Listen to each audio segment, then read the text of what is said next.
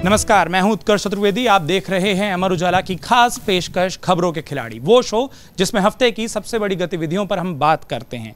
और इस देश में सबसे बड़ा जो पर्व मनाया जाता है ढेर सारे धर्मों के पर्वों से ऊपर, वो है लोकतंत्र का महापर्व जिसे हम कहते हैं चुनाव। 5 राज्यों में विधानसभा के चुनाव होने हैं। खबरों के खिलाड़ी का पिछला एपिसोड जब आपने देखा था तब हम बात कर रहे थे कि तैयारियां क्या होगी। आज हम बात कर रहे हैं, चुनावों का ऐलान हो चुका बीते एक हफ्ते में। भारतीय जनता पार्टी, आम आदमी पार्टी और कुछ और अन्य दलों के चुनावी राज्यों के उम्मीदवारों की और भी लिस्ट सामने आ गई। लिस्ट सामने आने के बाद प्रचार भी दिखाई दे रहा है, विरोध भी दिखाई दे रहा है, सवाल भी दिखाई दे रहे हैं कि सबसे प्रमुख विपक्षी पार्टी कांग्रेस की कोई भी लिस्ट क्यों नहीं आई। कोई कह रहा है कि मामला पितृपक्ष से जुड़ा है, लेकिन अंदर खाने क्या चल रहा है, इन राज्यों में क्या अपडेट है, उस पर बात करने के लिए एक वरिष्ठ पैनल मेरे साथ मौजूद है। और बिना किसी देर के इस चर्चा को शुरू करते हैं। पूर्णिमा जी, एक परंपरा रही है कि हमारे पैनल पर अगर कोई महिला मौजूद होती है हम पहला सवाल वहाँ ले जाते हैं। आपसे पूछूंगा, राजस्थान, छत्तीसगढ़, मध्य प्रदेश पर ज़्यादा फोकस करते हुए बात करते हैं। तीनों राज्यों के लिए भारतीय जनता पार्टी ने चुनाव के ऐलान के ठीक बाद अपनी एक लिस्ट और जारी कर दी। राजस्थान की पहली, छत्तीसगढ़ की दूसरी, मध्य प्रदेश की चौथी। राजस्थान में देखने से ऐसा लग रहा है कि भारतीय जनता पार्टी की दिक्कतें काफ़ी हैं, खूब भगावती स्वर, खूब सारी चीज़ें आ रही हैं। और इस बीच में एक नाम है जिस पर बहुत लोगों की चर्चा, बहुत लोगों की निगाहें, दिया कुमारी। आपका राजस्थान को लेकर एनालिसिस क्या कहता है? नहीं, दिया कुमारी को जो टिकट हुआ, जब अनाउंस हुआ तो काफ़ी लोगों को आश्चर्य हुआ था, क्योंकि वहाँ से माना जा रहा था कि जो इनके पूर्व वाइस प्रेसिडेंट थे, उनके शायद सन इन लॉ का नाम वहाँ से चर्चा में था कि उनको टिकट मिलेगा। और चूँकि शेखावत जी, भैरव सिंह शेखावत जी इनके वरिष्ठ नेता थे और उनकी फैमिली की उस एरिया में पकड़ काफ़ी है, तो लोग मान के चल रहे थे कि वहाँ से शायद उनके सन इन लॉ को मिलेगा टिकट। दिया कुमारी का नाम सामने आना थोड़ा सरप्राइजिंग सबको लगा। दिया कुमारी का मुझे बहुत ज़्यादा कोई बैकग्राउंड मुझे खुद नहीं पता है, इसलिए मैं उस पर कोई कमेंट नहीं करूँगी। लेकिन राजस्थान में बीजेपी की मुश्किलें सिर्फ इस वजह से नहीं है कि भैरव सिंह शेखावत के दामाद को नहीं उतारा और किसको उतारा, वहाँ पे इनकी इंटरनल फाइटिंग बहुत ज़्यादा है। और जब टिकट अनाउंस हुआ तो वसुंधरा राजे, जिस तरह से उनके समर्थकों को साइडलाइन किया गया है, बहुत सारे उनकी तरफ के नाम थे जिनको टिकट नहीं मिला है।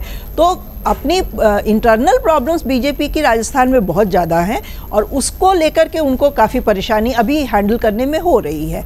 आपने टिकट की ये लिस्ट की बात की, कांग्रेस की लिस्ट अभी आनी बाकी है। और जैसा कि मुझे लगता है कांग्रेस ने बीजेपी से थोड़ी सबक लेके वो पितृपक्ष का बहाना लेके लिस्ट को रोके रखा है। और सरप्राइज एलिमेंट कल से जब शुरू होगी नवरात्रि, तो उसके बाद वो शायद लिस्ट जारी करेंगे ताकि उसका एक फ़ायदा उठा सकें। वो सनातन धर्म वाले मुद्दे में शायद उसको भी शामिल कर लें कि भाई हम भी सनातन धर्म के फॉलोअर हैं। तो ये चुनाव तो इंटरेस्टिंग होने वाले हैं। आप जिसका जिक्र कर रही हैं, मैं उसी राज्य की ओर ले जाता हूँ कि चुनाव इंटरेस्टिंग होने वाले, जहाँ आपने जिस नोट पर खत्म किया राहुल जी। भारतीय जनता पार्टी में राजस्थान में किस तरीके की दिक्कतें आ रही हैं, पूर्णिमा जी ने थोड़ा जिक्र किया। अभी कांग्रेस की लिस्ट आनी बाकी है। ऐसा तो नहीं है कि वहाँ सब कुछ ऑल इज़ वेल होने वाला है। वहाँ पर भी जब लिस्ट आएंगी, तमाम लोग जो उम्मीदें लगाए होंगे, 5 साल से तैयारी कर रहे होंगे, वो रिफ्ट होगा। और जिस पावर शिफ्ट की या पावर पॉलिटिक्स की बात की पूर्णिमा जी ने, मैं आपसे वो पूछना चाहता हूँ। राजस्थान में अशोक गहलोत बनाम सचिन पायलट, छत्तीसगढ़ में भूपेश बघेल बनाम टी.एस. सिंहदेव। और ये बार बार कहा जा रहा है कि उस लिस्ट में आखिरी में लिस्ट आने के बाद तो सबसे ज़्यादा विवाद इस बात पर होगा कि चली किसकी है। आपका आकलन क्या कहता है? और खासतौर पर हम कांग्रेस के नज़रिए से अगर बात करूँ, मैं एक एग्जांपल दूंगा आपको। देखिए, ये कोई बड़ी बात नहीं है कि पार्टियों में जो है वो आपस में जो है झगड़े होते हैं सबके, क्योंकि राजनीति में लोग आते ही इसलिए हैं ताकि वो टॉप जॉब पे पहुंच पाएँ, सबसे ऊपर पहुंच पाएँ।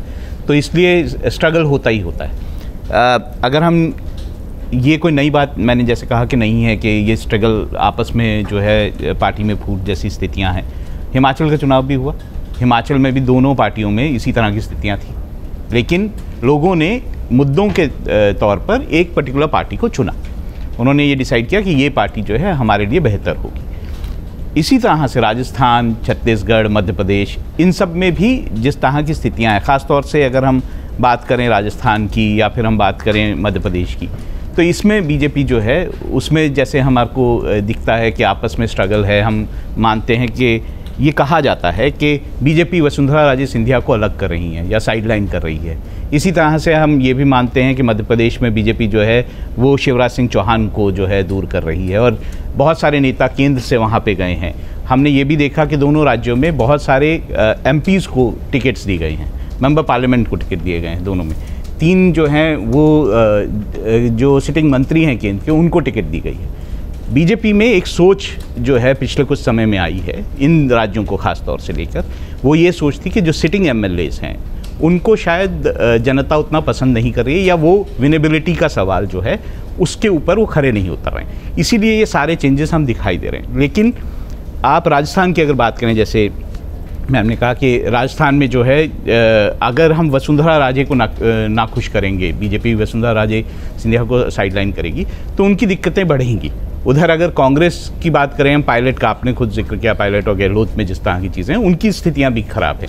लेकिन क्या जनता जो है वो किन मुद्दों पर वोट करेगी? जनता क्या क्राइम का वहाँ पे क्राइम अगेंस्ट विमेन का मामला जो राजस्थान में बहुत ज़्यादा ज़ोर शोर से लोगों के बीच है, मैं ये नहीं कहता कि राजनीतिक पार्टियों के बीच में, लोगों के बीच है, क्या उस पर लोगों का ध्यान नहीं जाएगा? क्या उसको लेकर वोट नहीं होगा? क्या जो करप्शन के मामले जो राजस्थान में डायरी जो है लॉयल डायरी उठाई जा रही है और ये सब कुछ हो रहा है, क्या उस पर जनता का ध्यान नहीं जाएगा? क्या विकास के मुद्दों पर जनता का ध्यान नहीं जाएगा? मैं दोनों साइड से बात कर रहा हूँ। गहलोत की कई स्कीम्स जो हैं वो बहुत बेहतरीन मानी जाती है, हेल्थ की स्कीम जो या फिर दूसरी 1-2 स्कीमें जो हैं वो बहुत बेहतर मानी जाती हैं, क्या उन पर वोट नहीं होगा? तो ये सारे मुद्दे जो हैं, जब विधानसभा चुनाव होते हैं तो ये सारे मुद्दे जो हैं जो बहुत ज़्यादा आगे जाते हैं। इसी तरह से जहाँ मध्य प्रदेश की हम बात करते हैं, मध्य प्रदेश में 4 बार से शिवराज सिंह चौहान मुख्यमंत्री हैं, क्या वो एंटी इनकम्बेंसी या उनके व्यापक घोटाला या बाकी सब जो चीज़ें वहाँ पे चल रही, वहाँ पे भी क्राइम अगेंस्ट विमेन का बहुत बड़ा मामला है। तो ये सारी चीज़ें जो हैं लोगों के बीच में मुद्दे रहेंगे जिन पर मुझे लगता है कि वोट होगा। ठीक है समीर जी, मैं आपसे आपके पास आना चाहता हूँ और ख़ासतौर पर राजस्थान को लेकर, क्योंकि काफ़ी अपडेट आपने खबरों के खिलाड़ी और उसके बाद जब हम विषयों पर बात करते हैं, राज्यों पर बात करते हैं, आप देते हैं दिया कुमारी का टिकट का ऐलान, और उसके बाद से काफ़ी बड़ा सवाल इस बात पर चल रहा है कि क्या भारतीय जनता पार्टी ने वो चेहरा ढूंढ लिया जिसको शायद इस बार नहीं लेकिन एक सक्सेसर के तौर पर तैयार किया जाएगा? क्योंकि राजस्थान में जिन मुद्दों का जिक्र अभी राहुल जी ने किया उसमें महिला अपराध से जुड़े मामले हैं, उसमें अगर आप अशोक गहलोत की स्कीम्स को देखते हैं मुख्यमंत्री की, तो वो तमाम ऐसी स्कीम है जिसमें महिलाओं को प्रभावित करने की कोशिश कर रहे हैं। तो भारतीय जनता पार्टी उन मुद्दों को या उन सारी चीज़ों के काउंटर के लिए एक महिला चेहरे को तलाश रही थी, और जैसा पिछले एपिसोड्स में या पिछली चर्चाओं में आपने कहा था कि वो वसुंधरा राजे को उस तरीके से ताकत नहीं देना चाहते, तो क्या वो जवाब मिल गया है? देखिए, अभी जो 41 नामों की सूची भारतीय जनता पार्टी ने राजस्थान को लेकर जारी की है, उसमें दिया कुमारी का जरूर नाम आया कि विद्यानगर सीट से उन्हें टिकट दिया गया है।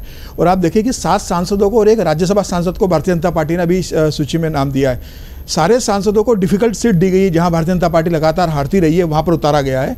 दिया कुमारी की सीट ऐसी दी गई है जो बहुत कंफर्टेबल सीट है, जहाँ 3 बार से नरपत राजू विधायक थे, जो भैरव सिंह शेखावत के दामाद थे, वहाँ से विधायक थे, उनका टिकट काटकर विद्यानगर सीट दी गई, जो बहुत कंफर्टेबली वो वहाँ से जीत जाएंगी। तो प्रश्न ये भी उठता है कि जब बाकी सारे सांसदों को ऐसी जगह टिकट दिया गया है कि जहाँ से भारतीय जनता पार्टी हार रही थी, तो दिया कुमारी को इतनी आसान सीट से क्यों उम्मीदवार बनाया गया, जबकि और ऐसी सीट थी जहाँ भारतीय जनता पार्टी उन्हें उतार सकती थी। तो मुझे ऐसा लग रहा है कि दिया कुमारी को यह स्पेस दिया गया है कि आपको बहुत ज़्यादा अपने क्षेत्र में देखने की जरूरत नहीं है, आप पूरे प्रदेश के अंदर चुनाव प्रचार अभियान ले सकती है, और उन्हें कंफर्टेबली जीतने के लिए स्पेस दिया गया है। दिया कुमारी को टिकट दिया गया, इसमें बहुत ज़्यादा सरप्राइजिंग था नहीं। टिकट डिस्ट्रीब्यूशन के पहले से इस बात की चर्चा चल रही थी कि दिया कुमारी जी को चुनाव में उतारा जा सकता है, और वो हुआ भी अंदर। लेकिन दिया कुमारी के बारे में ये मान लेना टिकट मिलते ही कि वो वसुंधरा की सक्सेसर के रूप में आएंगी या वसुंधरा को रिप्लेस करके दिया कुमारी को लाया जाएगा, मुझे लग रहा है राजस्थान की राजनीति में इतना आसान नहीं है। बहुत कास्ट पॉलिटिक्स बहुत काउंट करती है, और आज राजस्थान में सिर्फ वसुंधरा के लिए नहीं, बहुत से ऐसे सीनियर लीडर्स भी है जो दिया कुमारी के लिए चुनौती बन सकते हैं। अर्जुन राम मेघवाल है, जो लॉ मिनिस्टर है, वो जातिगत समीकरण के अंदर राजस्थान में बैठते हैं, दलित से आते हैं। इसका गजेंद्र सिंह शेखावत एक बड़े नेता है वहाँ से, कई और नेता है जो प्रदेश की राजनीति में एक अच्छा दमखम रखते हैं। तो यह कह देना कि इसी चुनाव में दिया कुमारी को पार्टी आगे लेके आ रही, मुझे लग रहा है थोड़ा इंतजार करना पड़ेगा। अभी भारतीय जनता पार्टी की दूसरी सूची आनी, वसुंधरा का क्या होगा। जैसे शिवराज सिंह चौहान का 4थी सूची में नाम आया गया है। पहले सब सांसदों को लग रहा था कि शायद शिवराज सिंह को टिकट नहीं मिलेगा तो हो सकता है इन सांसदों में से, इन बड़े नेताओं में से कोई मुख्यमंत्री का चेहरा बने, लेकिन अब शिवराज चौहान खुद चुनाव लड़ रहे बुधनी से, तो अभी तय नहीं है कि शिवराज सिंह मुख्यमंत्री बनेंगे या पार्टी उन्हें विधायक बनाएगी, उनके लिए क्या निर्णय होगा। तो यह मध्य प्रदेश में जैसे भ्रम की स्थिति है वैसे ही राजस्थान में भी बनी हुई है कि अभी वसुंधरा को लेकर निर्णय नहीं हुआ है। हो सकता है आने वाली सूची में वसुंधरा को चुनाव लड़वा दिया जाए, हो सकता है आने वाले चुनाव में अर्जुन राम मेघवाल, गजेंद्र सिंह शेखावत और दूसरे नेता चुनाव लड़ ले वहाँ पे। तो राजस्थान में अभी पहले सूची सारे कैंडिडेट डिक्लेयर हो जाए, उसके बाद ये अंदाज लगाया जा सकता है कि राजस्थान में भारतीय जनता पार्टी क्या प्लान लेके चल रही है। लेकिन मुझे ऐसा लगता है कि वसुंधरा राजे को इतने जल्दी खारिज करना बहुत आसान नहीं होगा। मुझे लग रहा है कि अगली सूची में वसुंधरा को पार्टी टिकट देगी, जिस हिसाब से रमन सिंह को छत्तीसगढ़ में दिया है और शिवराज सिंह चौहान को मध्य प्रदेश में दिया है। आने वाले दिनों में वसुंधरा को भी टिकट मिलना मुझे लग रहा है तय रहेगा। हाँ, लेकिन चुनाव परिणाम के बाद पार्टी क्या निर्णय कहती है ये कुछ तय नहीं है। पार्टी का हाईकमान आने वाले परिणामों के हिसाब से डिसाइड करेगा। अगर भारतीय जनता पार्टी बहुत कंफर्टेबली राजस्थान में सरकार बनाने की स्थिति में आती है तो कोई ज़रूर नया एक्सपेरिमेंट पार्टी करेगी। लेकिन अगर ऐसी स्थिति होती है कि बहुत 2-3 सीटों का ही मार्जिन है या निर्दलीय विधायकों का समर्थन लेना पड़ता है या बसपा के कुछ सांसदों को, बसपा के कुछ विधायकों के साथ सरकार बनाने की स्थिति आती है, तो ऐसे में वसुंधरा राजे को खारिज करना बहुत मुश्किल होगा। ऐसे स्थिति में वसुंधरा को कमान लोकसभा चुनाव तक दिया जा सकता है। आपने जो एक बात कही ना वो, हाँ, इसमें ऐड कर दूं, सिर्फ एक चीज ऐड कर दूं। जैसा इन्होंने कहा कि शिवराज सिंह चौहान चेहरा होंगे या नहीं होंगे, वसुंधरा राजे लड़ेंगी या नहीं लड़ेंगी, तो मोदी जी ने स्वयं क्लियर कर दिया है कि शिवराज सिंह चौहान तो चेहरा नहीं है। उन्होंने तो खुल के कहा है कि यहाँ हमारा चेहरा अटल है, कमल है। तो वो तो क्लियर कर दिया कि शिवराज सिंह चौहान नहीं है, चाहे दूसरा कोई भी हो जाए। वसुंधरा जी की जहाँ तक बात है, हम सभी को पता है कि वसुंधरा जी और मोदी जी के आपस में बिल्कुल नहीं बनती है। तो वसुंधरा जी बेशक चुनाव लड़ने के लिए तैयार हो जाएं, लेकिन वो मुख्यमंत्री पद पे वहाँ कभी भी दावेदार उनको मोदी जी स्वीकार करेंगे, ये मेरे समझ से परे है। ठीक है। और एक हैप्पी नोट पर जो समीर जी ने कहा ना, मैं वो बतौर एंकर कह सकता हूँ कि अगर वसुंधरा राजे को अगली लिस्ट में नाम मिलता है तो ये क्लिप हम बड़ी चला सकते हैं कि हमने पहले प्रेडिक्ट कर लिया था कि अगली लिस्ट में वसुंधरा राजे का नाम होगा। प्रेम जी, थोड़ा सा राज्य चेंज करते हैं, मध्य प्रदेश पहुंचते हैं। मध्य प्रदेश में अक्टूबर के पहले हफ्ते में हम सभी पत्रकारों के तौर पर एक बड़ा इवेंट होने वाला था। वो था कि इंडिया ने अनाउंस किया था, उस गठबंधन ने अनाउंस किया था जिसको INDIA भी कहा जाता है, कि वो भोपाल में एक बड़ी रैली करेंगे। लेकिन वो सामंजस्य नहीं बैठ पाया, वो रैली टल गई। कब होगी, कहाँ होगी, कुछ अता पता नहीं है। और ये सवाल लगातार उठ रहा था कि जैसे जैसे चुनाव पास आएंगे उस विपक्षी एकता की तस्वीर का क्या होगा। अब पहला उदाहरण जो देखने को मिल रहा है, और शिवराज सिंह चौहान ने बाकायदा उस मौके को प्रयोग किया, उस मौके का इस्तेमाल किया। उन्होंने कहा कि देखिए, इनको पता था कि ये एक साथ जनता का आक्रोश झेल जाएंगे, इसलिए एक साथ आना भी नहीं चाहते, और अंदर तो आपस में एक दूसरे के खिलाफ लड़ते भी दिखाई दे रहे हैं। देखिए, आपके प्रश्न को हम ले जाते हैं पूरे 5 राज्यों के संदर्भ में लीडरशिप पर। माना ये जाता रहा है कि कांग्रेस लीडरशिप कमज़ोर है और यहाँ तक कि अशोक गहलोत को भी नियंत्रण में नहीं कर पाती हैं, और मध्य प्रदेश में भी कमलनाथ जी जो चाहते हैं वही होता है, बघेल जी भी जो चाहते हैं वही होता है। आला कमान बहुत कमज़ोर है, यही एक परसेप्शन है। और बीजेपी में उल्टा परसेप्शन है कि लीडरशिप जो चाहता है वही होता है। हाँ, वो जो चाहे रातों रात मंत्रिपरिषद बदल दे या जो फैसला करे वो कर लेता है। लेकिन इस चुनाव में एक अलग किस्म से बात आई है, वो ये कि कांग्रेस ने तो अशोक गहलोत और सचिन पायलट को साथ बिठा दिया। यानी जो लीडरशिप कमज़ोर थी वो अपने लोचदार गुण के कारण अपने लीडरशिप को एक साथ बिठा दिया, और जो बहुत मजबूत लीडरशिप थी वो खुद गुट का हिस्सा बन गई। अब 2 गुट, यहाँ अशोक गहलोत सचिन पायलट लड़ रहे थे, यहाँ तो वसुंधरा और नरेंद्र मोदी लड़ रहे हैं, यहाँ तो शिवराज और नरेंद्र मोदी लड़ रहे हैं। आला कमान बनाम एक नेता हो गया। तो ये इस वजह से ये जो पूरे 5 राज्यों के चुनाव का जो नज़र आ रहा है, और उसके दुष्परिणाम दिखने लगे हैं। भाई, जो आप शिवराज सिंह चौहान से लड़ते हुए आप एक ऐसी रणनीति बनाते हैं कि केंद्रीय मंत्रियों और सांसदों को टिकट देंगे और बहुत सारे ऐसे एम्बिशंस को खड़ा करेंगे जिसमें सबका एफर्ट्स लगे और जीत जाएं, और शिवराज भी हट जाएं और बीजेपी भी सत्ता में आ जाए। हो ये रहा है कि शिवराज सिंह को टिकट भी देना पड़ गया। भाई, पूरी गफलत हो गई, पूरा भ्रम हो गया। क्या करेंगे? अब शिवराज सिंह को टिकट भी दे रहे हैं, उधर नरेंद्र सिंह तोमर भी आकांक्षा पाले हैं, कैलाश विजयवर्गीय भी पाले हैं। कर क्या रहे हैं ये किसी को समझ में नहीं आ रहा है। नरेंद्र सिंह तोमर भी सोच रहे हैं हम लड़के क्या करें, कैलाश विजयवर्गीय सोच रहे हैं हम लड़के क्या करें, और इसी तरीके से एक स्टेट से दूसरे स्टेट में भी जाएं तो वहाँ भी वही प्रवृत्ति नज़र आ रही है। वसुंधरा राजे जी का टिकट अभी फाइनल नहीं हुआ है। क्या उनको बुधनी की तरह कोई एक जगह, शिवराज जी की तरह कोई दूसरी सीट मिल जाएगी? अगर उनको चुनाव लड़ने मिल गया तो फिर वहाँ भी वही भ्रम होगा कि वसुंधरा राजे अगर मुख्यमंत्री बनना नहीं है, चेहरा है नहीं, तो फिर चुनाव क्यों लड़ा रहे हैं? और फिर जिन लोगों को लड़ा रहे हैं उनमें से कौन आने वाला है? एक महारानी के समांतर दूसरी महारानी खड़ा करने की कोशिश दिया कुमारी को, तो इसका मकसद क्या है? यानी पूरी तरीके से नीचे से ऊपर कार्यकर्ता कंफ्यूज्ड है और आला कमान पार्टी बन गई है। इस तरीके से हम देखें तो अगर जो चुनावी परिदृश्य में जो थोड़े से नेगेटिव होते जा रहे हैं बीजेपी के रिजल्ट के पॉइंट ऑफ व्यू से, तो इसका कारण कार्यकर्ता नहीं है। चुनाव से पहले बीजेपी चुनाव हार चुकी है और नेतृत्व इसका कारण है, ये हमें साफ साफ दिख रहा है। ठीक है, क्रिकेट का मौसम। हाँ, मैं ऐड करूं, दिया कुमारी को वसुंधरा के समकक्ष खड़ा करने की सोच भी कैसे आई बीजेपी में, ये मुझे नहीं समझ में आता है। वसुंधरा का जो ट्रैक रिकॉर्ड रहा है, इतना लंबा उनका राजनीतिक करियर रहा है, तो उसके सामने तो दिया बिल्कुल नोविस कहलाएंगी। तो उन दोनों को आमने सामने करके मतलब तुलनात्मक रूप से कैसे कोई सोच सकता है, ये मुझे नहीं समझ में आया। क्योंकि क्रिकेट का मौसम चल रहा है तो मुझे उसकी कमेंट्री के शब्द याद आता है। आपने बड़ी आसानी से उस सवाल को जो इंडिया गठबंधन का था डक कर दिया और आप उसको लेकर भाजपा की लीडरशिप और उसके बाद भाजपा में किस तरीके से काम चल रहा है उस पर, और इसलिए इस सवाल को मैं अगली लीडरशिप पर बात कर ली है ना। इंडिया तो अभी इस चुनाव में एक्चुअली कांग्रेस विधानसभा चुनाव के बाद ही इंडिया पर आना चाहती है। मैं वही सवाल को आगे ही ले जाना चाह रहा था, और यदि फिर उस सवाल को जोड़ते उसमें एक चीज और जोड़ना चाह रहा हूँ, वो ये जोड़ना चाह रहा हूँ कि जो लीडरशिप की बात हुई, अभी इस लीडरशिप का टेस्ट तो कांग्रेस की तरफ से होना बाकी है, क्योंकि वहां ना तो विवाद दिख रहे हैं और वो इसलिए नहीं दिख रहे हैं क्योंकि लिस्ट नहीं आई। लिस्ट आएगी तो पता चलेगा कि किसकी चली है। वो भूपेश बघेल की चली, टी एस सिंहदेव की चली, वो कमलनाथ की चली, वो दिग्विजय की चली, वो अशोक गहलोत की चली और सचिन पायलट की चली, और एक शब्द जो बखूबी जोड़ दिया कि कितनी चली।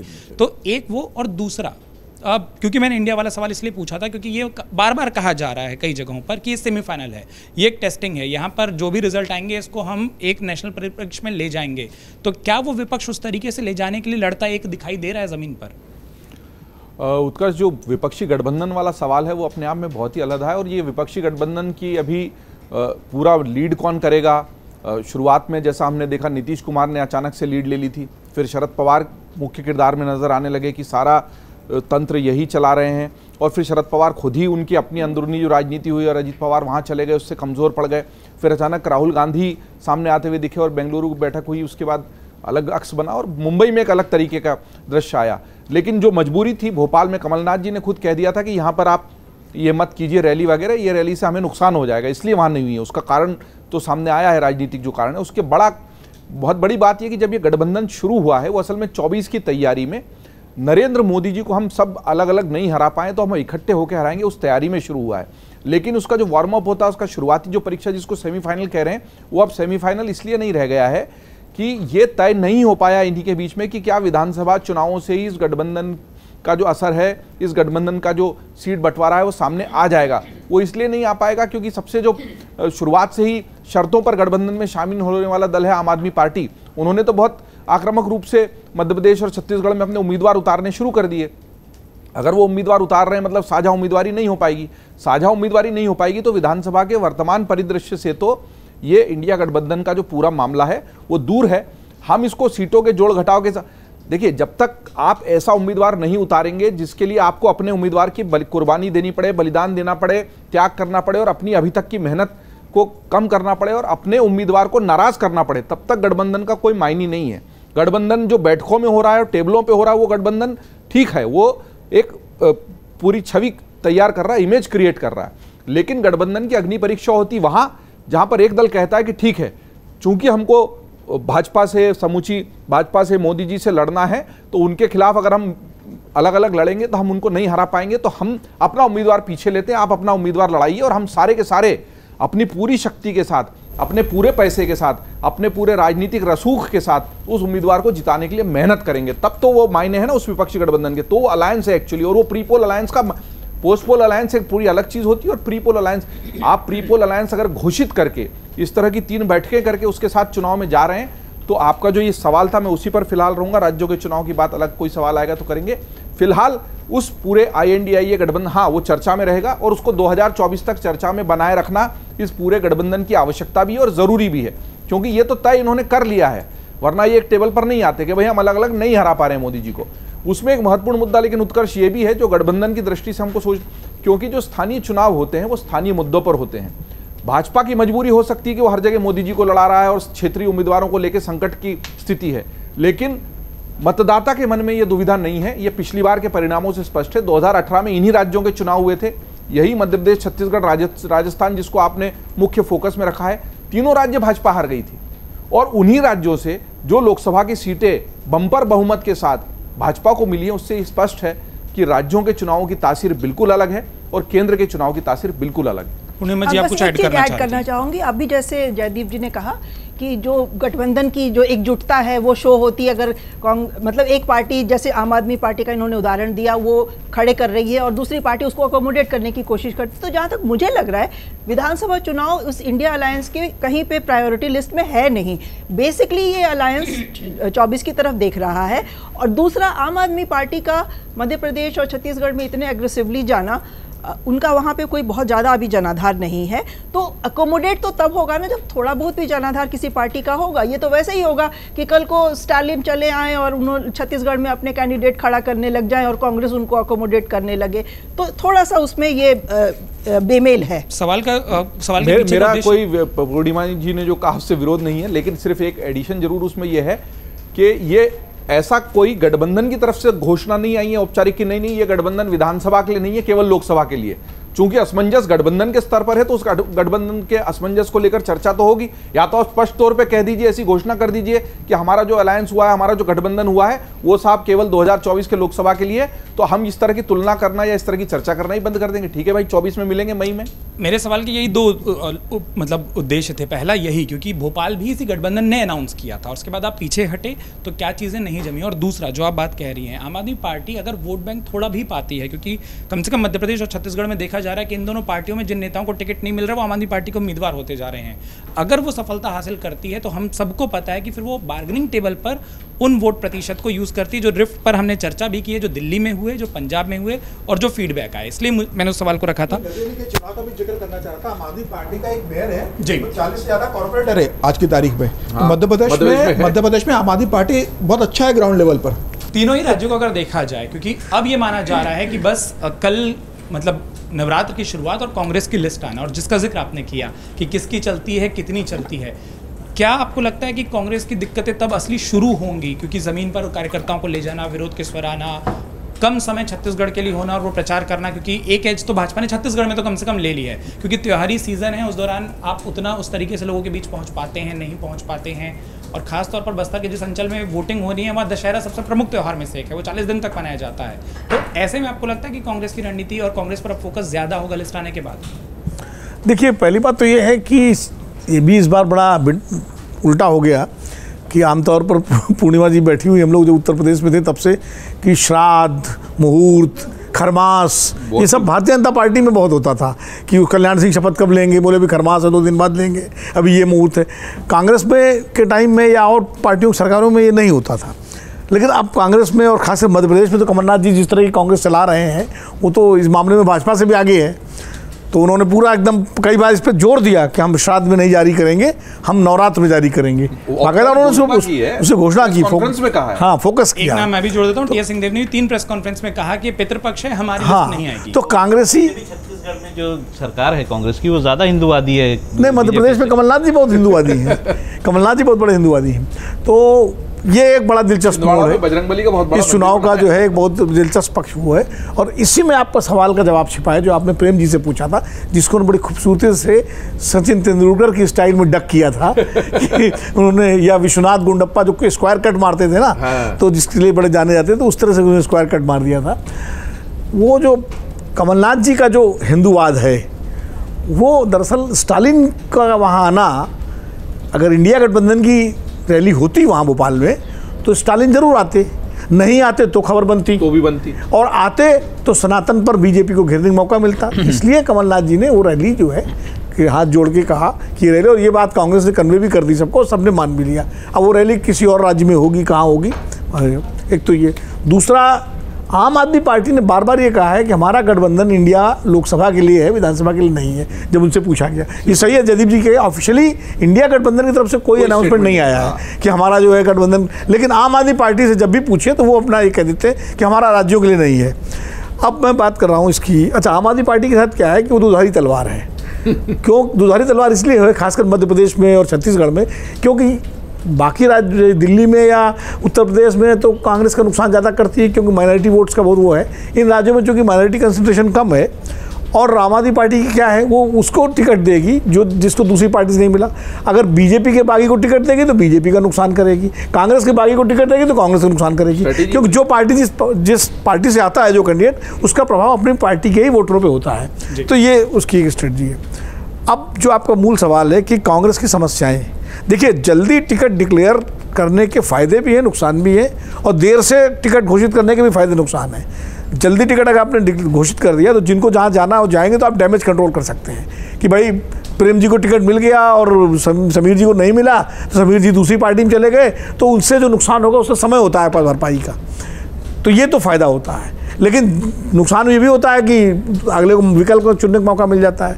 देर से टिकट करने का फ़ायदा ये होता है कि जैसे मान लिया आपने लास्ट मोमेंट टिकट डिक्लेयर किया, जिसको जो बागी है वो जा ही नहीं सकता कहीं, क्योंकि उधर दूसरी पार्टी का भी कैंडिडेट आ चुका है और इसलिए वो खाली अंदर ही रह के गड़बड़ कर सकता है। तो दोनों नुकसान फ़ायदे हैं। लेकिन ये बात सही है, कांग्रेस की जो चुनौतियाँ हैं, चाहे वो राजस्थान हो, चाहे मध्य प्रदेश हो, चाहे छत्तीसगढ़ हो, जब उनकी सूची आएगी उसके बाद निश्चित रूप से नेतृत्व के सामने चुनौतियाँ आएंगी, क्योंकि जो दावेदार हैं टिकटों के, जिनको टिकट नहीं मिलेगा तो निश्चित रूप से अपना विरोध करेंगे, बयान देंगे, कुछ करेंगे, हो सकता है किसी के समर्थक जाके कार्यालय में प्रदर्शन करने लगे, ये सब बहुत होता है।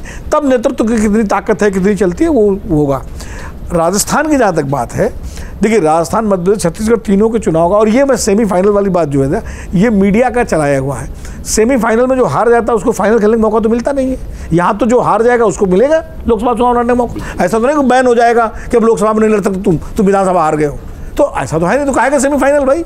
हाँ, इसीलिए मैंने अपने कॉलम में ट्रायल रन शब्द इस्तेमाल किया था कि ट्रायल रन है, कि ट्रायल रन मुद्दों का है या नेतृत्व का है, उसके बाद अगला ट्रायल रन फाइनल रन होगा। तो जैसे हम लोग करते हैं ना, जब मैं थिएटर में काम करता था तो मेन शो के पहले एक ग्रैंड रिहर्सल, ट्रायल रिहर्सल होता था, वो जो पूरे पोशाक के साथ, पूरी ड्रेस के साथ होता था, दर्शक नहीं, फुल ड्रेस रिहर्सल, दर्शक नहीं होते थे, तो आप इसको फुल ड्रेस रिहर्सल या ट्रायल रन मान सकते हैं। इसमें जो भी नतीजे आएंगे, अगली वो पार्टियां फिर लोकसभा में लड़ेंगी चुनाव, फिर अपना। और 2018 का और 2000 उसका उदाहरण हमारे सामने है ही, 2004 का उदाहरण हमारे सामने है, जो वाजपेयी जी ने प्रीपोन करा दिए थे चुनाव, विधानसभा चुनाव के नतीजे देख करके अटल जी ने। तो इसलिए विधानसभा चुनाव की प्रकृति अलग होती है, लोकसभा चुनाव की प्रकृति अलग होती है, नगर निगम के चुनाव की प्रकृति अलग होती है, हर उसकी अलग होती है। एक बात मैं कंक्लूड करूंगा कि चुनाव जो है, ये आप 3 राज्यों की बात करके आप तेलंगाना के साथ अन्याय कर रहे हैं, मिजोरम के साथ, वो भी देश के हिस्से, हमें उनका भी थोड़ा जिक्र करना चाहिए।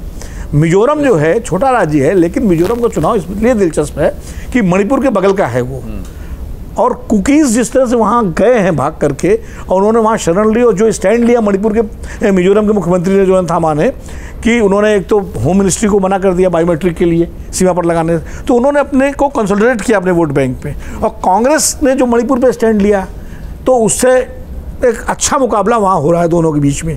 कांग्रेस को उम्मीद है कि वो शायद उनको रिप्लेस कर दे, इनको है कि हम कंसोलिडेट करेंगे, तो वहाँ भी एक अच्छा मुकाबला देखने को मिलेगा। बीजेपी की स्थिति थोड़ी सी वहाँ मणिपुर की घटनाओं को लेकर के मिजोरम में कमज़ोर हुई है। तेलंगाना की बात मैं ज़रूर करूँगा कि तेलंगाना का चुनाव बहुत दिलचस्प होने जा रहा है। इसलिए दिलचस्प होने जा रहा है कि तेलंगाना का 2019 में जिस तरह से जो नतीजे आए थे, उसके बाद एक छत्र राज्य हो गया था TSR चंद्रशेखर राव जी का, जो TRS जो BRS हो गई है। लेकिन पिछले 6 महीने से जो डेवलपमेंट हुए हैं, उसमें उसकी स्थिति थोड़ी कमज़ोर हुई है। और बीजेपी जो वहाँ बहुत अच्छा कर रही थी पहले, और जिस तरह से पूरा फोकस हैदराबाद नगर निगम के चुनावों से लेकर के तेलंगाना पे बीजेपी का था, और लोकसभा चुनाव में भी उनको MP जीत के आए थे, तो उससे बहुत उम्मीद थी। लेकिन जो दिल्ली शराब घोटाला हुआ, और उसमें जो ED ने उनको सम्मान किया और बुलाया कि बेटी जो कविता जी को, उसके बाद एक मैसेज गया कि तेलंगाना में BRS और बीजेपी के बीच कोई अंडरस्टैंडिंग हो गई है। और ये मैसेज जो है, इस पर मोहर लगा दी हमारे प्रधानमंत्री जी ने अपने भाषण में, ये कह के कि चंद्रशेखर राव तो आए थे मेरे पास कि NDA में मुझे शामिल कर लो, मैंने उनको मना कर दिया। इन्होंने बाकायदा, जिसका बाद में खंडन किया। अब वहाँ एक स्थिति ये हो गई है कि जो BRS और बीजेपी की घोषित अंडरस्टैंडिंग जो अघोषित थी, वो आज भी एक स्टोरी आई है कि बीजेपी को, खासकर जो इसके रणनीतिकार हैं, उनको लग रहा है कि साउथ में इस बार हमारी स्थिति लोकसभा चुनाव में बहुत अच्छी नहीं रहेगी, तो उनको कुछ सहयोगी चाहिए। जगन मोहन रेड्डी, चंद्रबाबू नायडू, और हालांकि AIADMK से समझौता टूट गया है, लेकिन चुनाव के बाद कौन कहाँ जाएगा ऐसी कोई गारंटी नहीं होती। और वो TRS चंद्रशेखर राव को भी एक सहयोगी के रूप में देख रहे हैं। इसीलिए बीजेपी ने अपने को थोड़ा सा उस चुनाव में चंद्रशेखर राव के खिलाफ जो है उसके तेवर नरम पड़ गए हैं। कर्नाटक चुनाव के बाद जो कांग्रेस की तरफ मूवमेंट हुआ है और रेवंत रेड्डी जो वहाँ के प्रदेश अध्यक्ष उन्होंने जो अपनी यात्राएं की है, तो कांग्रेस का ग्राफ वहाँ बड़ी तेज़ी से बढ़ा है और जो सर्वेक्षण बता रहे हैं वहाँ मुकाबला अब बीआरएस वर्सेस कांग्रेस हो गया है। ये एक तेलंगाना की दिलचस्प तस्वीर है। तेलंगाना में मैं जोड़ना चाहता हूँ सर इसमें कि तेलंगाना संगठन है जो भारतीय जनता पार्टी का, उसने केंद्रीय नेतृत्व को पूछा है कि भाई जब शराब घोटाले में कविता का नाम आया था मुख्यमंत्री की बेटी का, तो हमने पूरे प्रदेश के अंदर धरना प्रदर्शन दिया था और सबसे भ्रष्ट पार्टी बताया था, तो अभी तक कविता को गिरफ्तार क्यों नहीं किया है? अब हम जब जमाने में हम जमीन पर हम जाते हैं जनता के बीच में, तो हमसे जनता पूछ रही है कि आप तो कविता के भ्रष्टाचार की बात करते थे, उसे अभी तक गिरफ्तार क्यों नहीं किया? तो हम जनता को क्या जवाब दें?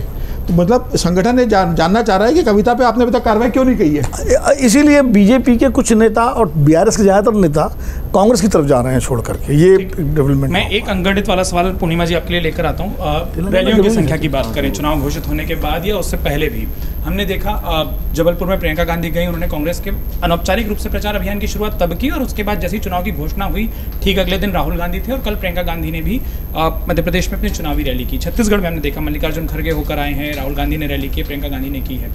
एक सवाल जिसको राजस्थान में भारतीय जनता पार्टी के तमाम नेता उठा रहे हैं कि भारत जोड़ो यात्रा के बाद से राजस्थान में राहुल गांधी सिर्फ 2 बार, वो मध्य प्रदेश जा चुके हैं, वो छत्तीसगढ़ जा चुके हैं, वो लगातार कार्यक्रम कर रहे हैं। क्या राजस्थान में वो जो अशोक गहलोत बनाम सेंट्रल लीडरशिप की लड़ाई दिख रही थी और वो अध्यक्षीय विवाद वाले बात से, क्या अब राजस्थान का चुनाव अशोक गहलोत बनाम प्रधानमंत्री नरेंद्र मोदी, क्योंकि वो आपने ही कहा कि वहाँ तो भाजपा का चेहरा एक ही होने वाला है, वो कमल निशान वाले नारे का आपने जिक्र किया, क्या वैसा कुछ हो रहा है वहाँ पूरा? नहीं, राहुल गांधी का राजस्थान न जाना तो कोई सरप्राइजिंग नहीं है, क्योंकि जिस वक्त हमें देखना होगा पीछे मुड़ के, जब एआईसीसी अध्यक्ष का मामला जब चुनाव होने की बात आई थी और हाईकमान ने अशोक गहलोत को अनाउंस कर दिया था कि वो नामांकन करेंगे, वो अध्यक्ष होंगे, और जिस तरह से ओपनली अशोक गहलोत ने उस वक्त डिफाई किया था, तो तब से लेके ये उनकी और हाईकमांड की तनातनी चल रही है। ठीक है, हाईकमांड उनको इस वक्त डिस्टर्ब नहीं कर सका, स्टेट में उनको हटाना उनके बस की बात शायद नहीं रही होगी, तो अशोक गहलोत बने रहे अपनी कुर्सी पे और अभी भी वो चीफ मिनिस्टर हैं और हाईकमांड उनके खिलाफ कुछ कर नहीं पा रहा है। तो राहुल गांधी ने अशोक गहलोत को, मुझे लग रहा है कि उनके हाल पे छोड़ दिया है कि आप अपना जिता सकते हैं तो जिता लीजिए, और यही वजह है कि राहुल गांधी अभी तक गए नहीं है राजस्थान और आगे भी जाएंगे नहीं, हमें देखना होगा। मैं इसमें आगे थोड़ा तेलंगाना में, जैसे विनोद जी ने बात की कि तेलंगाना को हम कैसे नज़रअंदाज करें, तेलंगाना में कांग्रेस, अभी कुछ सर्वे आए थे जिसके हिसाब से कांग्रेस की स्थिति बहुत अच्छी हो रही है। उसमें पहले बीजेपी की पोजीशन लग रहा था कि वहाँ अच्छी हो रही है, लेकिन एक बात अब जो सामने आ रही है कि कुछ टेसिट अंडरस्टैंडिंग जिसको हम कहते हैं केसीआर और बीजेपी के बीच में अगर है, तो केसीआर के साथ अभी बीजेपी का कोई खुलेआम कोई भी समझौता नहीं हो सकता है। वो इसलिए कि जिस 2-3 मुद्दों पे प्रधानमंत्री बार बार बात करते हैं, जिसमें एक परिवारवाद मुख्य मुद्दा है, भ्रष्टाचार मुख्य मुद्दा है, अगर वो किसी भी तरह से केसीआर की तरफ जाते दिखाई देंगे तो उनका ये सेल्फ डिफीटिंग हो जाएगा। भाई केसीआर की पार्टी तो पूरी परिवार की ही पार्टी है, उसमें तो कोई दूसरा उसमें कोई मायने नहीं रखता। देवेगौड़ा का तो अभी कर्नाटक में फिलहाल इलेक्शन इस वक्त नहीं है, तो अभी हम केसीआर पे फोकस करें। दूसरा, भ्रष्टाचार में उनकी चूंकि बेटी का नाम आया है, तो बीजेपी और बीआरएस, टीआरएस अब बीआरएस कहलाती है, उसमें आपस में शायद कुछ ना हो, मुझे नहीं लग रहा है इस समय फिलहाल कुछ होगा। और कांग्रेस की पोजीशन वहाँ बाय डिफ़ॉल्ट मुझे लग रहा है कि बढ़ रही है, और अब देखना होगा कि मेन लड़ाई शायद टीआरएस और कांग्रेस के बीच में ही होगी वहाँ। ठीक है, एक चीज़ में जी, एक तो ये तो पूर्णिमा जी की बात से मैं सहमत हूँ। मैंने भी नहीं कहा कि कोई वहाँ बीजेपी और उसके बीच कोई अलायंस होने जा रहा है, वो लोकसभा चुनाव के बाद की बात है। एलाइज जो है, जो बीजेपी फ्यूचर एलाइज अपनी सोचती है, अगर कुछ सीटों की कमी रह जाए तो उसमें बीआरएस भी उसके टारगेट में है। चंद्रबाबू नायडू, जगन मोहन रेड्डी, इस तरह से, वो एक बात। दूसरी बात, राजस्थान में अभी जो राहुल गांधी की एक प्रेस कॉन्फ्रेंस हुई वर्किंग कमेटी के बाद, तो उसमें आप देखिए कि एक तरफ अशोक गहलोत, एक तरफ भूपेश बघेल और एक तरफ सिद्धारमैया और सुक्खू बैठे हुए थे। अशोक गहलोत से नाराज़गी रही। अशोक गहलोत दिल्ली आए थे, सोनिया जी से मिली और उन्होंने फ्री हैंड मांगा, तो खबर ये है कि सोनिया जी ने मुस्कुराते हुए कहा कि और कितना फ्री हैंड चाहिए, मतलब सब कुछ तो आप ही देख रहे हो, कितना फ्री हैंड चाहिए उसमें जो है। तो राहुल गांधी जाएंगे राजस्थान, ऐसा नहीं जाएंगे। 2 रैलियां हो चुकी है सर, 9 अगस्त को भी थी बांसवाड़ा में। हाँ, बांसवाड़ा में रैली और वो सितंबर संख्या में भी के 2 साथ रैली जो कर चुके हैं राजस्थान राहुल में गांधी। नहीं, पार्टी ने मुद्दा उठाया वो यही उठाया कि अगर आप तुलना करते हैं मध्य प्रदेश से छत्तीसगढ़ से दौरों पर जोड़ो यात्रा के बाद से राहुल गांधी के सिर्फ 2 दौरे। हाँ, तो राहुल गांधी के भी 2 दौरे हैं, प्रियंका गांधी भी ज़्यादा नहीं गई हैं, लेकिन ये लोग जाएंगे टिकट वितरण के बाद।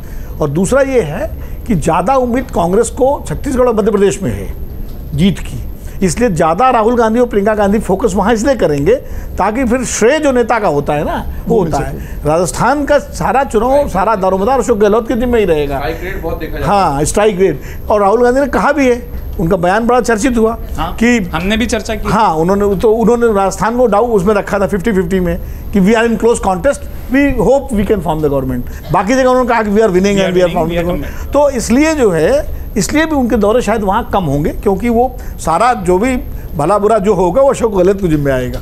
इसी सवाल को राहुल जी मैं अगर आगे ले जाऊं कि क्योंकि राजस्थान की थोड़ी सी बात हमने दिया कुमारी और वसुंधरा वाले एंगल से कर ली, अगर राजस्थान में कांग्रेस की दिक्कतें उस तरीके से दिख रही है, वहाँ सरकार रिटेन कर रहे हैं जैसा वहाँ परंपरा बनी रही है, एक चेहरा जिस पर बहुत बात होगी वो होगा सचिन पायलट।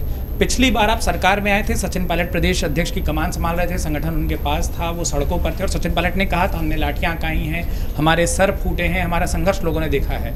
अब सचिन पायलट को जो प्रेम जी ने जिक्र किया कि वो एक साथ ला दिया है, उसको कई राजनीतिक विश्लेषक उससे भी आगे एक लाइन लिख रहे हैं कि चुप करा दिया है कि आप खिलाफ मत बोलिए। और वो दिक्कत जिसका जिक्र हम तेलंगाना में करते सचिन पायलट के साथ भी है। कुछ महीनों पहले जब वो ज़मीन पर उतरे थे तो वो 3 मुद्दों को लेकर उतरे थे। अब अगर वो ज़मीन पर उतरेंगे तो उनसे भी तो पूछा जाएगा कि आपके उन 3 मुद्दों का क्या हुआ।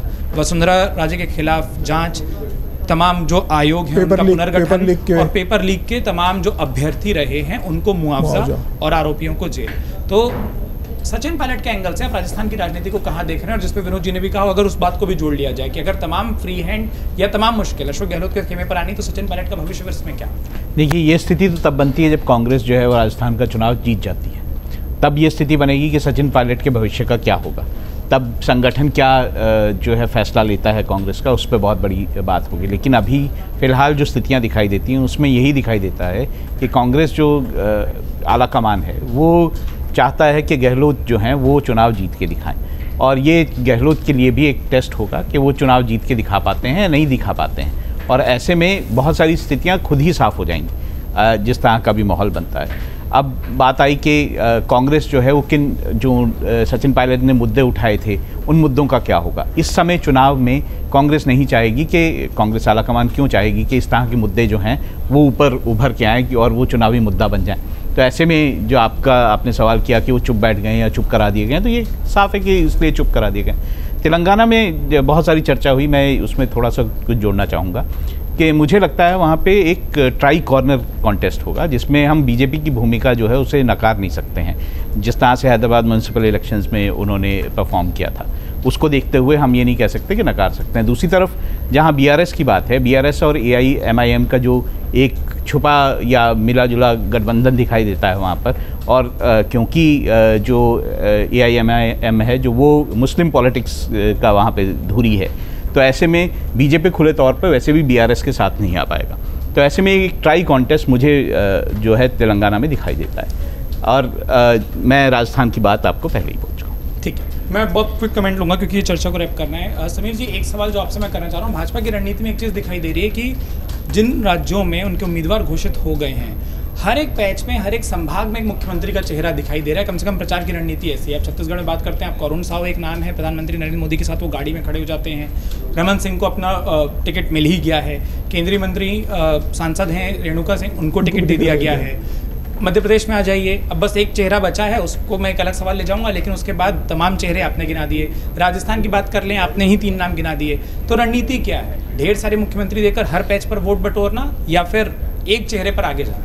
मुझे लग रहा है कि छत्तीसगढ़ की अगर बात करें तो भारतीय जनता पार्टी जिस हिसाब से बुरी तरह हारी थी पिछला चुनाव, भारतीय जनता पार्टी चाहती है कि इस बार कम से कम हम इस फाइट में आ जाएगा। सरकार नहीं बना पाए, कोशिश तो सरकार बनाने की, लेकिन अगर सरकार नहीं बना पाते तो बहुत क्लोज मार्जिन में हमारी हार हो, लास्ट टाइम जैसी 2018 जैसी बहुत बुरी हार ना हो। इसलिए भारतीय जनता पार्टी ने छत्तीसगढ़ में ये प्रयोग किया है। मध्य प्रदेश के अंदर भी भारतीय जनता पार्टी ने निश्चित रूप से प्रयोग किया है, सांसदों को उतार के। देखिए, भारतीय जनता पार्टी जब से मोदी शाह सत्ता के केंद्र में आए या भारतीय जनता पार्टी के केंद्र में आए संगठन में, उनकी कोशिश रहती है कि हमें चुनाव चुनाव जीतना है, उसके लिए वो सारे एक्सपेरिमेंट करते हैं, साम नाम दंड भेद जो इस्तेमाल हो सकता है करो, सत्ता चाहिए, सत्ता सर्वोपरि है। मुझे ऐसा लगता है कि उन्हें लग रहा था कि मध्य प्रदेश, राजस्थान, छत्तीसगढ़ में इस बार हमारे जो स्थापित सांसद है उनको भी उतारो, ऐसी सीटों से उतारो जहाँ से भारतीय जनता पार्टी चुनाव हार रही है, तो विधानसभा में सीटें बढ़ेंगी और सांसदों की भी टेस्ट हो जाएगी। और इनमें से कई सांसदों को अगर भारतीय जनता पार्टी का केंद्रीय नेतृत्व मान के चल रहा होगा कि इन्हें लोकसभा चुनाव में नहीं उतारना है, तो उन्हें विधानसभा चुनाव में उतारकर भारतीय जनता पार्टी उन्हें विधायक बनाकर लोकसभा का चुनाव नहीं देगी। तो भारतीय जनता पार्टी कई मोर्चों पर काम कर रही है। हो सकता है इसमें से कई सांसदों को पार्टी लोकसभा का चुनाव नहीं देना चाहती हो, उसे विधानसभा में उतार दिया हो सकता है कि पार्टी कार्यकर्ता को उत्साह भरना चाहती हो और चाहती हो कि हम ज़्यादा सीटें जीते, इसलिए सांसदों को उतार दिया गया हो। इसलिए भी उतार सकते हैं कि हो सकता है कि नया नेतृत्व लेके आना हो तो इन सांसदों को दे दिया गया। तो भारतीय जनता पार्टी ने इनको भेजकर तमाम तरह के भ्रम, तमाम तरह के प्रश्न मैदान में छोड़ दिए। अब जनता अपना अपना आकलन करके इनके हिसाब से इनको ट्रीट करे। लेकिन मुझे ऐसा लगता है कि भारतीय जनता पार्टी का एक में उद्देश्य है किसी भी तरह से सत्ता बनाना है हमें, और इसके लिए अगर हमारे बेहतर सांसदों को, बेहतर नेताओं को उतार सकते हैं तो भारतीय जनता पार्टी को उसमें कोई हर्ज नहीं है। ठीक है, मुझे लगता है ये जो सांसदों वाली बात है ये बहुत इंपॉर्टेंट है, क्योंकि अगर हम देखें तो बीजेपी में जो स्टेट्स हैं उसमें सेकंड रंग लीडरशिप की बहुत कमी है, जो आने वाले समय में लीडर्स बनेंगे। शायद जैसा कि सहयोगी कह रहे थे कि वो इसलिए उतारे गए हैं ताकि एक ऐसा चेहरा उभर के आए जो प्रेजेंट लीडरशिप जो बीजेपी की स्टेट्स में है उसका ऑल्टरनेटिव बन सके। ठीक है, आखिरी सवाल जदीप जी मैं आपके पास ले जाना चाहता हूँ। 2 विधानसभा सीटों का बहुत जिक्र करना है। पहली पता नहीं, और पता नहीं इसलिए कह रहा हूँ क्योंकि उसमें चेहरा तो सबको पता है कि ज्योतिरादित्य सिंधिया क्या लड़ेंगे, नहीं लड़ेंगे, शिवपुरी होगी, कौन सी होगी। और दूसरा, छत्तीसगढ़ में भारतीय जनता पार्टी ने 85 उम्मीदवार घोषित कर दिए, 90 में से 5 सीटें केवल छोड़ दी हैं। और वहाँ की स्थानीय राजनीति में एक कयास खूब है कि अंबिकापुर की सीट छोड़िए जो टीएस सिंहदेव की सीट मानी जाती है, तो वहाँ क्या अभी भी एक खुला ऑफर चल ही रहा है? देखिए, ये तो राजनीति होती इसी तरह के समय। कुछ सीटें अगर छोड़िए तो ये भी है कि अगर वहाँ कांग्रेस से टिकट नहीं आया या कांग्रेस में दल बदल हुआ या कांग्रेस की तरफ से कोई दिक्कत होती है तो भाजपा उसका लाभ लेने की कोशिश करेगी। और आखिरी समय तक जो विनोद जी भी कह रहे थे कि नहीं घोषित करने के लाभ भी हैं और नुकसान भी है। नुकसान ये भी है कि फिर भगदड़ मचती है, एकदम मायूस होते हैं। अभी तक तो उम्मीद में है तो सारे ही कार्यकर्ता कोशिश कर रहे हैं, सारे ही मेहनत कर रहे हैं। नाम नहीं आएगा तो देखिए, कांग्रेस में कार्यकर्ता लड़ता है, उम्मीदवार लड़ता है, और भाजपा में संगठन लड़ता है। ये फर्क बना रहेगा, चाहे कितनी भी अंदरूनी राजनीति हो, कुछ भी हो। भाजपा में संगठन लड़ता है और कांग्रेस में कार्यकर्ता लड़ता है, और उसको मेहनत करके संगठन खड़ा करना पड़ता है। उसको अपनी पूरी इंडिविजुअल निजी ताकत, पैसा, रसूख सब झोंक देना पड़ता है। टिकट उसके पास कांग्रेस का होता है। लेकिन भाजपा में तमाम किंतु परंतु। आज कैलाश विजयवर्गीय चाहे मन महसूस के कह रहे हैं ना कि मेरा तो मन नहीं था, मेरे को तो लड़ना नहीं था, पर पार्टी ने कहा तो लड़ता तो संगठन ही है, संघ भी लग जाता है। ये फर्क बना रहेगा। लेकिन हाँ, जो हम टिकटों के जल्दी और देर से बंटवारे की बात कर रहे थे, कांग्रेस को कर्नाटक में इसका फायदा मिला था। चुनावों की घोषणा से पहले 125 सीटों पर उम्मीदवार घोषित कर चुकी थी कांग्रेस, और वहाँ जीती भी है। यहाँ पर चाहे श्राद्ध कारण हो या जो भी कारण हो, अगर कांग्रेस ने देर की है तो शायद वो भाजपा की रणनीति को भांपना चाह रहे थे। और जिस तरीके से अचानक बड़े नेताओं को उतारा है भाजपा ने, रणनीति बदली है। चुनाव दिलचस्प इसलिए होने वाले हैं कि राजस्थान में पलटा लगेगा ये आप मान के चलते हैं, लेकिन इस वजह से अशोक गहलोत ने मेहनत कम नहीं की, उन्होंने खूब ज़बरदस्त मेहनत की। और सचिन पायलट और अशोक गहलोत अगर एक होकर लड़ते हैं तो उसका लाभ वो पूरी राजस्थान की खासतौर पर सीटें वहाँ पर मिलेगा। भाजपा ने जो आप कह रहे हैं वसुंधरा को पीछे किया, जिस पे बात हुई, वो जो नारा चला था कि मोदी जी से बैर नहीं पर वसुंधरा तेरी खैर नहीं, उस नारे को परिदृश्य से अलग करने के लिए शायद उनको पीछे रखा गया। मध्य प्रदेश में दिक्कत दूसरी थी, सत्ता विरोधी लहर है, शिवराज सिंह चौहान के चेहरे की नाराज़गी है। इतने 18 साढ़े 18 साल तक कोई अगर होता है शासन में तो एक स्वाभाविक उसके खिलाफ लहर बनती है। उस लहर को भी कमज़ोर करना है बड़े नेताओं को लाकर, लेकिन कहीं ना कहीं पूरे मध्य प्रदेश में एक अगर लोकप्रिय चेहरा है तो शिवराज सिंह चौहान ही है, तो उनको हटा भी नहीं सकते। करीब अब बुद्धि से टिकट भी दे दिया गया है। तो इसलिए चुनाव इस दृष्टि से दिलचस्प होने वाले हैं। और छत्तीसगढ़ का जो आपने कहा, बिल्कुल वो जो 5 सीटें रुकी हैं वो रणनीतिक स्तर पर रुकी हैं। मध्य प्रदेश की भी बहुत सारी सीटें रुकी हुई हैं, तो जहाँ पर बिल्कुल स्पष्ट थे उसमें रणनीति घोषित दी है भाजपा की। पहली सूची में जो 39 आए थे वो सारे के सारे बुरी तरह हारी हुई सीटें थी, तो उनने अमित शाह से 1-on-1 जो उनकी मुलाकात हुई थी आमने सामने की, उसमें कहा था कि हमको समय नहीं मिला, तो उन्होंने वो एक्सक्यूज़ ख़त्म कर दिया, बहाना ख़त्म कर दिया कि भाई समय नहीं मिला, लो समय ही समय, जाओ और जीत के दिखा दो। दूसरी जो लिस्ट आई थी उसमें से भी पूरी की जो उम्मीदवार थे सारे वो हारे हुए थे। केवल 4 ऐसे थे जो पिछली बार थे, लेकिन वो विधायकों के टिकट काट के दे दिए ताकि वो पता लग जाए कि अब लड़ना किसको है। पूरी रणनीतिक स्तर पर ही कार्रवाई की है भाजपा ने। अब देखना यह है कि कैसे ये चुनाव भाजपा को अपनी ज़मीन मजबूत करने का अवसर देते हैं, और कांग्रेस कैसे, राहुल गांधी तो एक सार्वजनिक सभा में स्वीकार कर चुके हैं कि हम राजस्थान 50-50 मानते हैं, और मध्य प्रदेश और छत्तीसगढ़ में तो हम आ ही रहे हैं। ये सारे शुरुआती कयास हैं, लेकिन अब तारीखों की घोषणा हो चुकी है और 3 दिसंबर को खबरों के खिलाड़ी हम फिर से कर रहे होंगे, जिसमें हम चर्चा कर रहे होंगे कि परिणाम क्या है। और उससे पहले मुझे लगता है अगले हफ्ते जब हम खबरों के खिलाड़ी लेकर आएंगे तो चर्चा इस बात पर होगी कि क्या कांग्रेस की लिस्ट सामने आ चुकी है, जिसकी उम्मीद हम सब लगा रहे हैं कि हाँ वो लिस्ट सामने आ चुकी होगी, और उसमें कितनी आपको विरोध के स्वर दिखाई देते हैं, कितने आपको बड़े चेहरे दिखाई देते हैं। क्या वहाँ पर भी कोई दिल्ली से आकर विधानसभा के चुनाव लड़ता है या जमीन पर 4.5 साल से तैयारी करता कार्यकर्ता दिखाई देता है। चुनाव बेहद दिलचस्प होने, और जैसा हमने वादा किया है कि चुनावों की हर एक अपडेट न केवल खबरों के खिलाड़ी पर बल्कि अमर उजाला के डिजिटल प्लेटफॉर्म पर आप उन खबरों को पढ़ सकते हैं, देख सकते हैं, और हर एक अपडेट सबसे पहले और सबसे निष्पक्ष तरीके से आप हमारे प्लेटफॉर्म पर देख सकते हैं। ये चर्चा पसंद आई है तो इस वीडियो को लाइक करिए, शेयर करिए, और साथ में अमर उजाला को सब्सक्राइब करना बिल्कुल मत भूलिए। अमर उजाला अब आपके टीवी पर भी। अपने स्मार्ट टीवी पर YouTube पर सर्च करें अमर उजाला, चैनल सब्सक्राइब करें और देखें ताजा खबरें, वो भी HD क्वालिटी में। और हाँ, बेल आइकन दबाना ना भूलें ताकि हर खबर हो आपके घर। अमर उजाला, निष्पक्ष, निर्भीक, निरंतर।